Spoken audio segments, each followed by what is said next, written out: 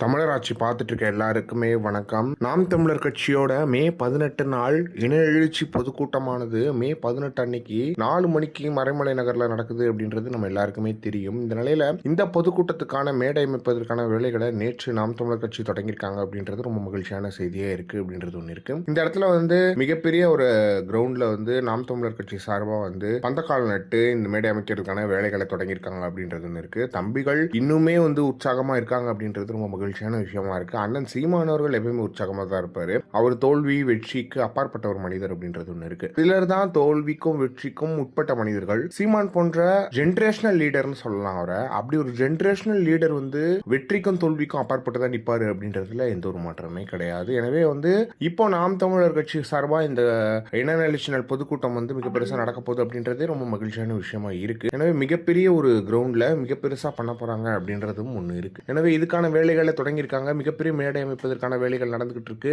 சீமான் அவர்கள் 4 மணிக்கு அங்க பேச ஆரம்பிச்சிருவாரு அப்படின்ற எதிர்பார்ப்பு இருக்கு. தமிழ் தேசிய உறவுகள் அனைவரும் அந்த மேடைக்கு வரணும், எல்லாருமே கூட்டமா வருவாங்க அப்படின்ற எதிர்பார்ப்புமே இருக்கு. எனவே இந்த கூட்டத்துக்கு நீங்க வரதுக்கான வேலைகள்லாம் தயாரிச்சு, ஏன்னா நாம் தமிழர் கட்சி ஒரு ஒரு டிசிப்ளின்டு ஒரு பார்ட்டி அப்படின்றது ஒன்று இருக்கு. அத்தனை பேர் ஒரே ஒரு கூடைக்குள்ள எல்லாரையும் ஒரே மாதிரி ஐடியாவா கொண்டு வர வைக்கிறது சீமானவர்களுக்காக முடியும் அப்படின்றது எந்த ஒரு மாற்றமே கிடையாது. எனவே இதை பத்தி நீங்க என்ன நினைக்கிறீங்க அப்படின்றத மறக்காம கமெண்ட் பாக்ஸ் சொல்லுங்க.